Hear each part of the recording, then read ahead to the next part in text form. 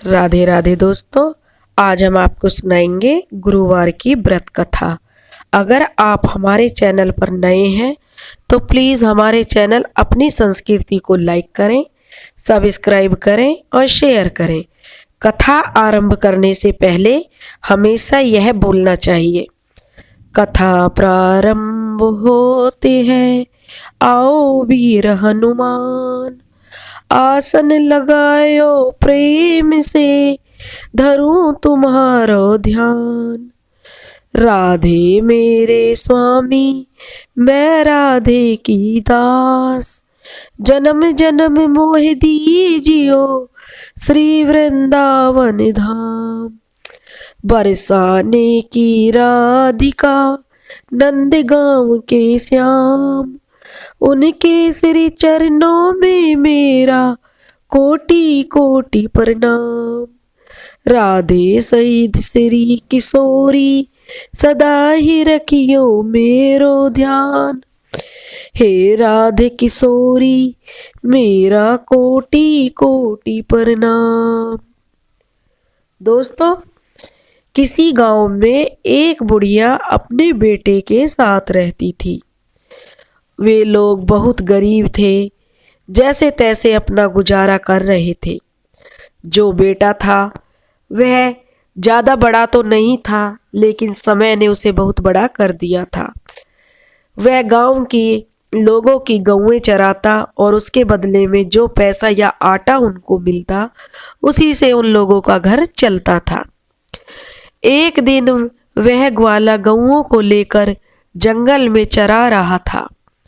तभी वहां पर उसे एक बूढ़ा आता हुआ दिखाई दिया।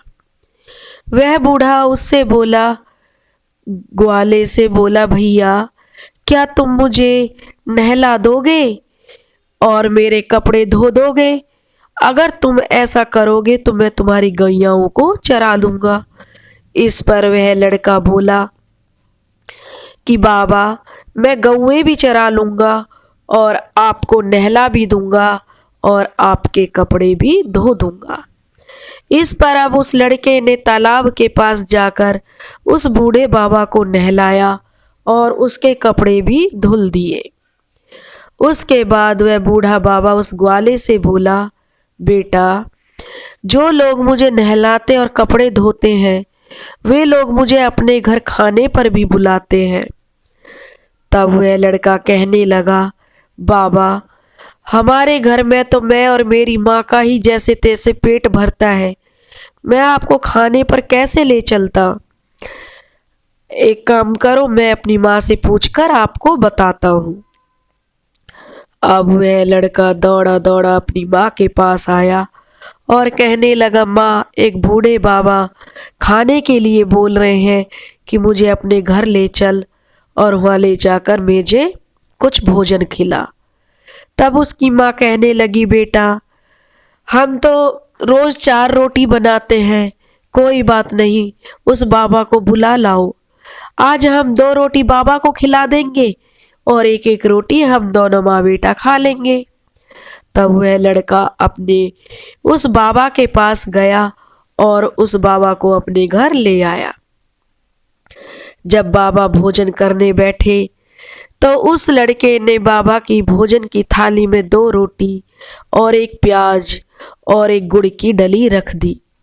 यह देखकर बाबा बोले, बेटा, यह कैसा भोजन है? तब बेटा ग्वाला बोला, बाबा, हमें तो यह भी बड़ी मुश्किल से नसीब होता है। हम तो इस तरह के खाने के लिए भी तरसते हैं। कभी पेट भर के मिल जाता है और कभी तो पानी पीकर ही सो जाते हैं। इस पर वह बाबा बोला, बेटा, अपने घर में से मुझे 7 प्रकार का अनाज ला कर दो। तब वह बोला, बाबा, मेरे घर में 7 प्रकार का अनाज कहाँ मिलेगा? मेरे घर में तो मुश्किल से मुट्ठी भर गेहूं ही होगा।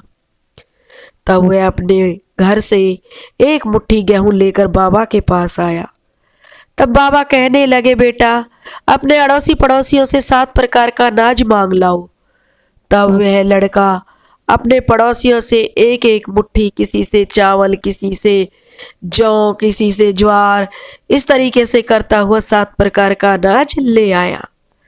अब उस बूढ़े बाबा ने उस 7 प्रकार के अनाज को उसके घर में चारों तरफ बखेर दिया और कहने लगे, बेटा जैसा मैं कहूँ वैसा करना।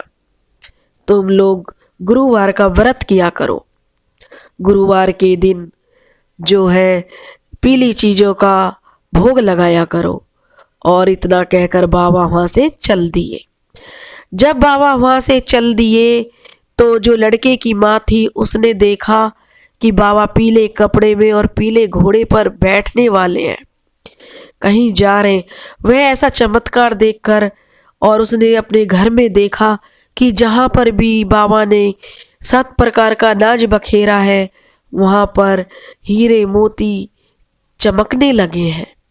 उसका घर में धन धान्य भरने लगा है।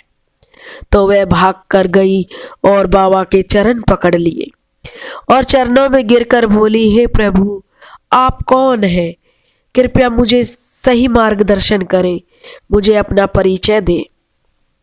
तब वह साधु बाबा बोला, बेटी मैं बृहस्पति भगवान हूँ और मैं जिस पर प्रसन्न होता हूँ उसके घर में अन्न धन के भंडार भर जाते हैं, उसे किसी प्रकार की कोई कमी नहीं रहती। यश कीर्ति उसकी चारों तरफ फैल जाती है।